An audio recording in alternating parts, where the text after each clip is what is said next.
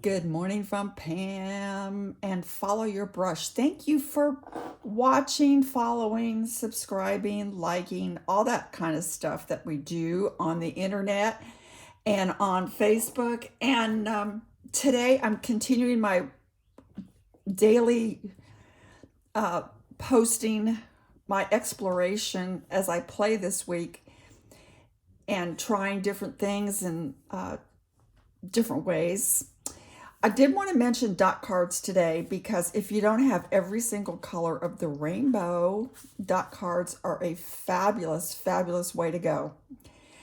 The picture that I'm going to do today, I'm going to play with my mushroom photo.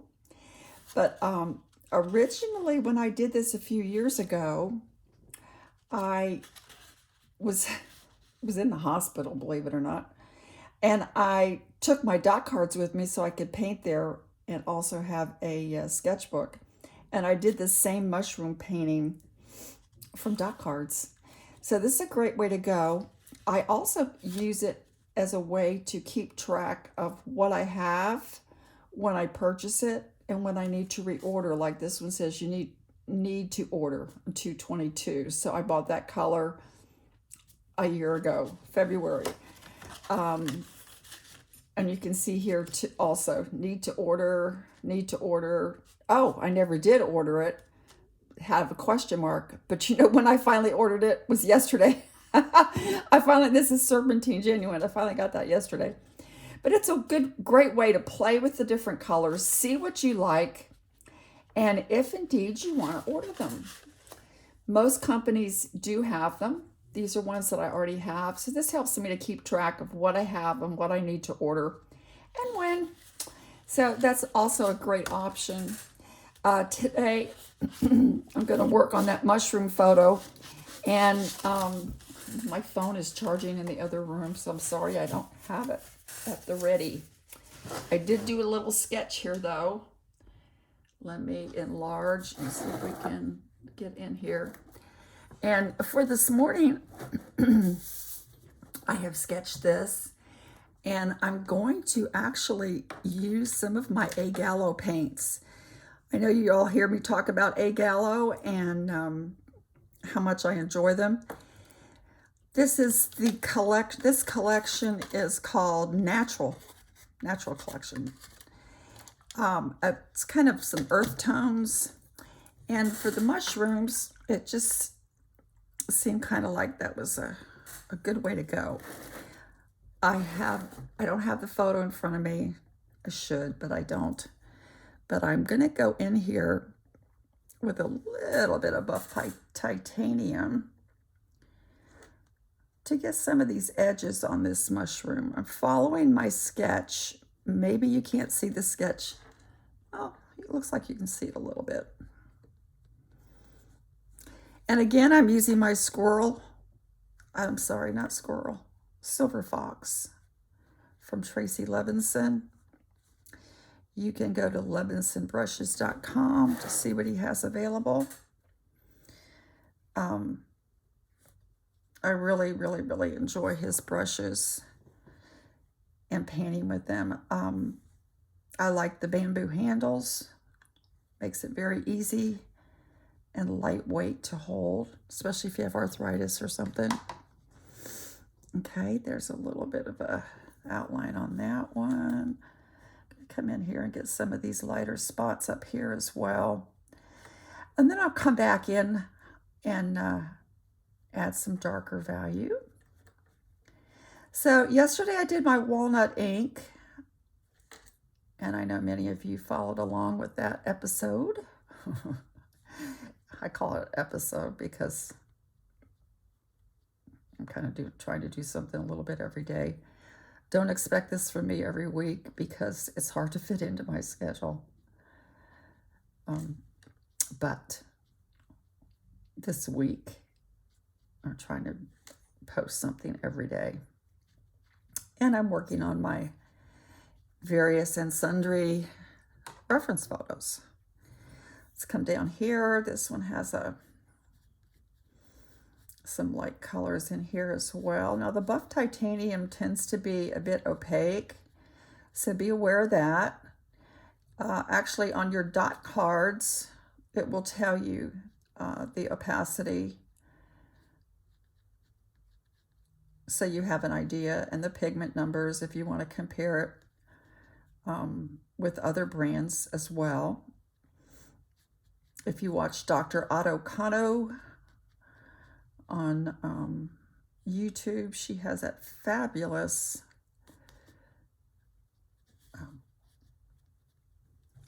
database that she put together of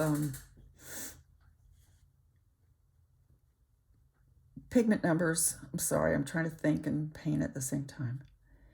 She has a database that she had to have worked years and years to put together, where she has all the different companies, their pigment numbers, opacity, everything you could possibly want to know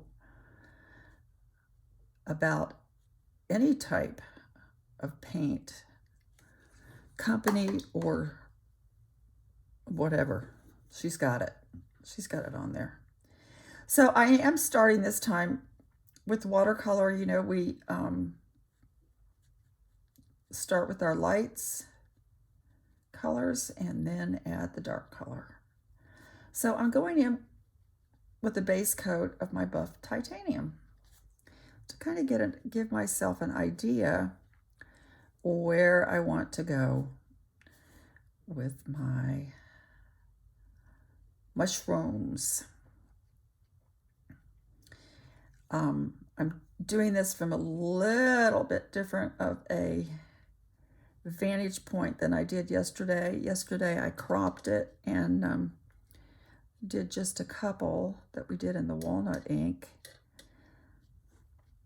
Today I'm looking at a little bit of a different view with some of these other mushrooms that were in the light. And got one more here. I'm going to do this one over here. This one kind of has a dome on it. So this one I'm kind of doing piecemeal today. Coming in and doing just a little bit at a time. I am leaving some white spaces. And then I'll go back and add some other colors.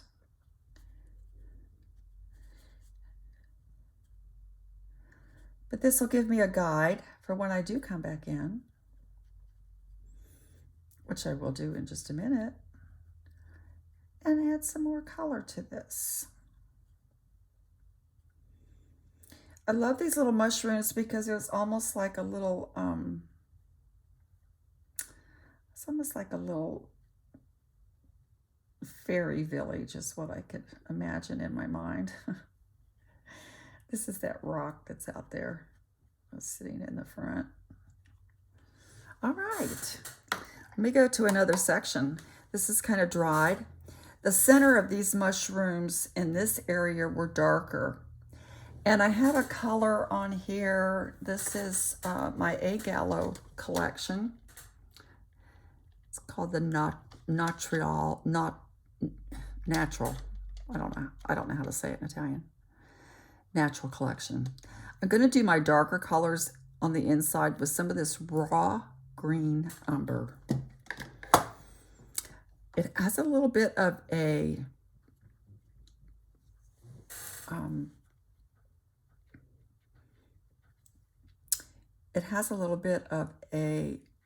burgundy color in the center, and I will go back in and put that in. But right now we're working from light to dark. So I did the buff titanium, so now we're going in with just a little bit of this darker color. And some of this is going to come up in here because this mushroom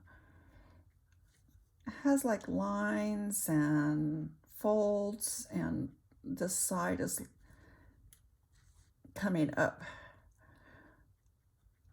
So I'm going to do that with this little slightly darker color of the raw green umber.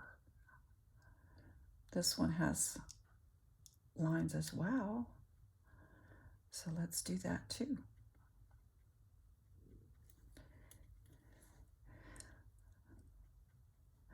I've really been enjoying on Facebook seeing the different pictures that y'all have been doing and sharing, and it's really been fun. Okay, let's come down here and add some on this one as well.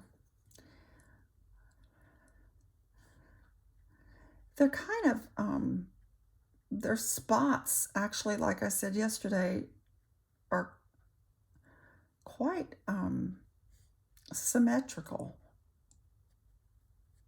on these mushrooms. This comes a little darker down the side. I can't, I'm not going to get so detailed that I'm doing every little speck of a dot. We can just kind of give an idea here that they're coming around and that they are symmetrical.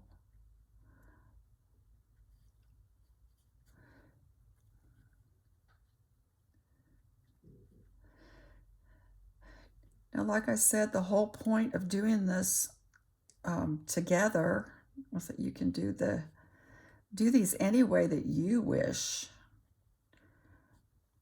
I just shared the photos and the other day, and since I don't have it in front of me right this minute, I just encourage you to go back and look. And this one's kind of a little dome top, kind of comes around like this. Just if you can go back and look at maybe the other videos, you can see the pictures that I chose, and choose one for yourself. A little bit darker here on the side. All right, I want to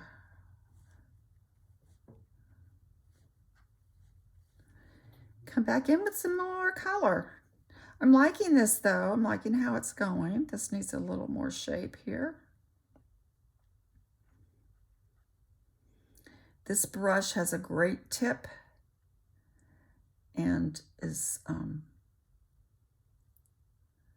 really holds my water and pigment well. I want to go in with a little bit of a darker center for this. This is a, this particular color is, I can't pronounce it in Italian. My hand's shaking. It's kind of an earthy color. I'm just going to drop it in a little bit where I've already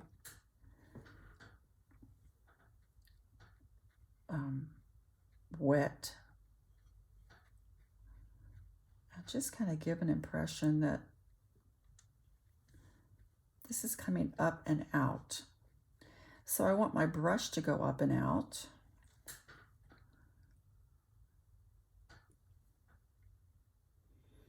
All right, I just dug into a different color. It's a little deeper than I wanted, but let me thin that out and actually use it since it's on there. That's a lot of painting with watercolor, is I learn to just adapt as I go. If I make a mistake, I just work it into the painting. Let's just work it in there. Didn't plan on it, but let's do it anyway. So, and this is darker down here, so that'll work for there. Not really what I wanted, but I come back in here and do some of these mushrooms. Kind of have the word that comes to my mind is a serrated look. Now I need to blend that better because my colors are, in my mind, are too separated to, I like a softer look. So I'm coming in here with a different color. and adding that, and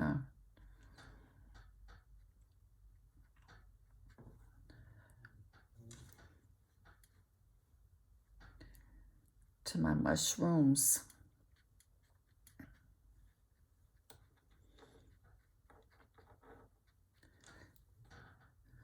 A little bit more on this one too. It's going to do the edges here, and then it comes down.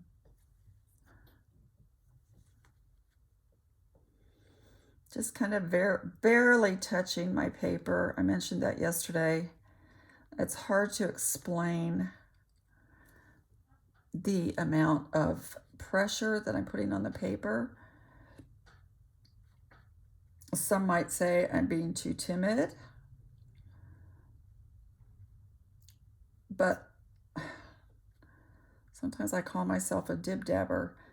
There are other times that I get in here and I just go for it, and I just throw that paint on, and we have a ball. And then there are other times like today where I'm just kind of dib-dabbing, doing a little dib-dabbing.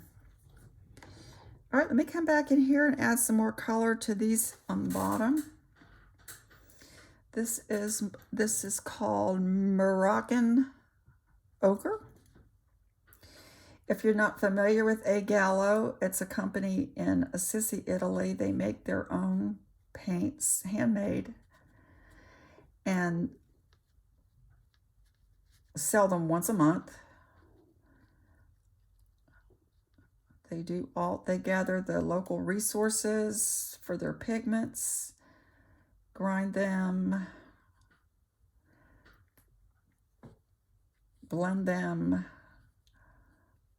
add their base. These are honey based,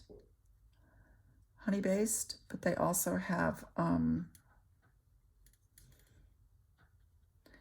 bit of rosemary oil. I think it serves two purposes. Keeps it from molding. Plus it gives a nice fragrance, so your paints don't stink. Did you ever get paints that smell? I know I have. I don't know if it's the paint itself or it's just that maybe the way I'm storing it, it doesn't get enough air or something, and then when I open them up, they have a fragrance. Okay, we're just going to add some little dots on this and a little bit of shadow down here. Do a couple more, and then that's all I'm going to do for the video. I will come back later on Follow Your Brush, and we will do another one. If you're on my Facebook page, I will do another one this afternoon. And but I wanted to get this recorded one out, give you an idea what I've got going on and how I'm going about it with my little mushrooms. I like these better actually than the walnut ink, but it may be because I'm just not familiar with the walnut ink enough to know what I'm doing. That's entirely possible because these are exploration pieces. And it's always, you know, an exploration. Get some shape here on this little guy. Kind of come around this way.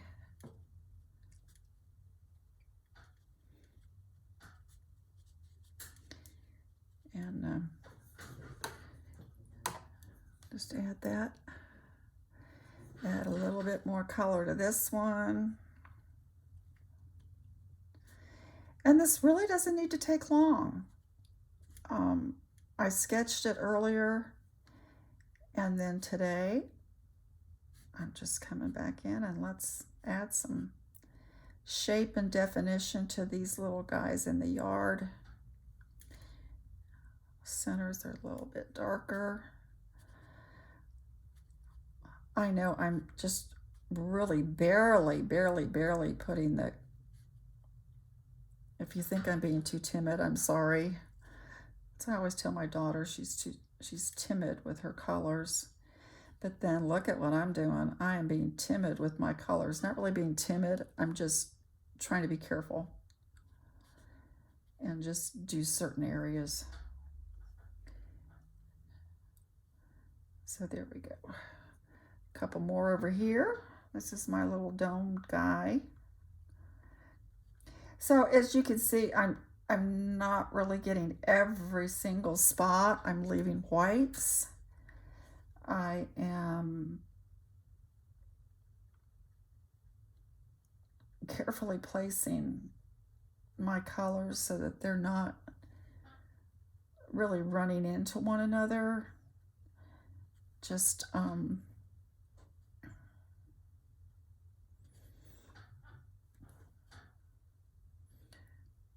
put some of these colors in here. This little guy is a domed. He's more of a dome. So put some darker colors on the bottom where it might be a little more pronounced.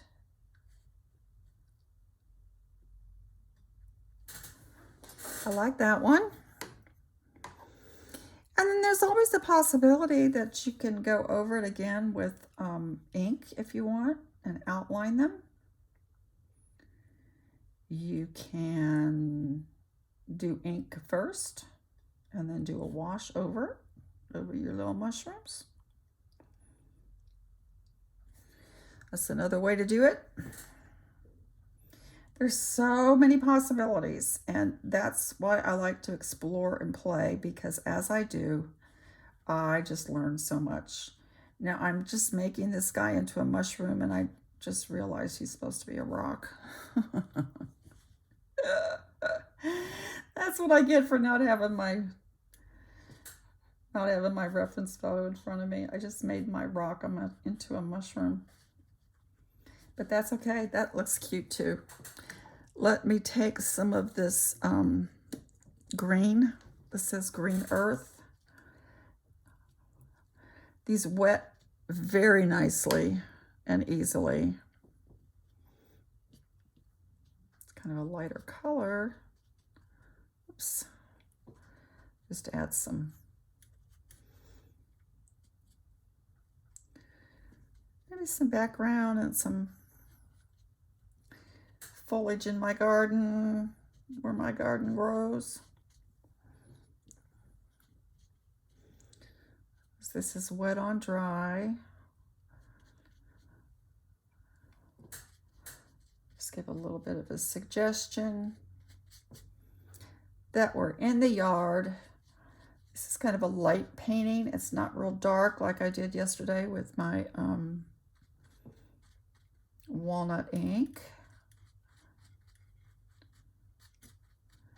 But we're just coming at this different ways and different angles and different approaches to explore and see what's possible. I'm going to add this other one. It's a little bit darker. I have to moisten it a little bit more. Has a little bit more of a blue tone to it.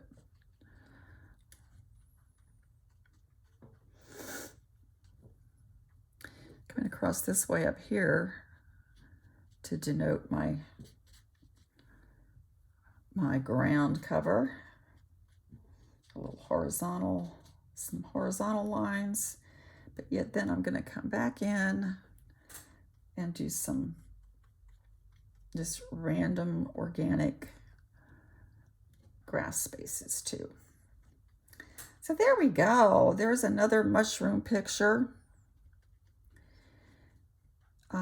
Yesterday I did the walnut ink, and today I'm just kind of playing with this. I do want to, however, come back and give this a little bit more definition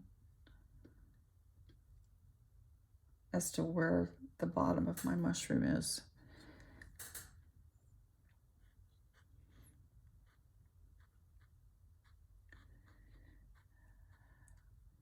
So I'm going to come back in.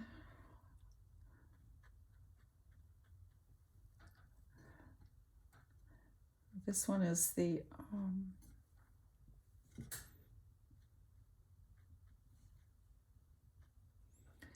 one that is, they're just really pretty. Really pretty. This is the one that I was saying kind of has those serrated edges, but I think it needs a little more definition. So we'll do that. You can always wait till it dries a little and then come back and add more details.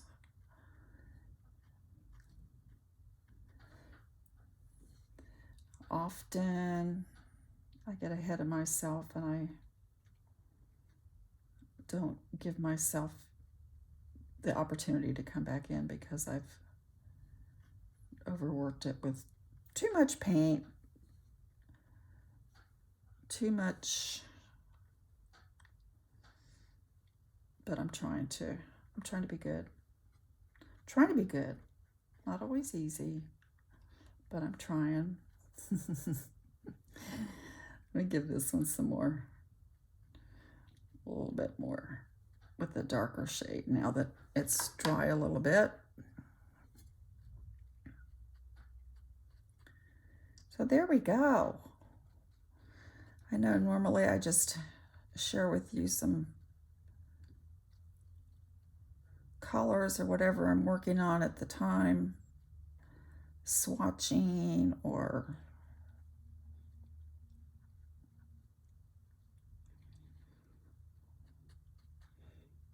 so I went into a little bit more detail today.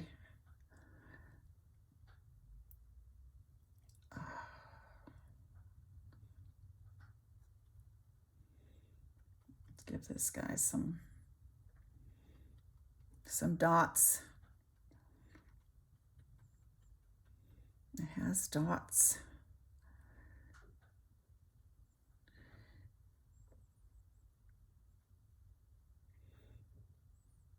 All right. I have probably done enough. This is going to be too long. So I apologize.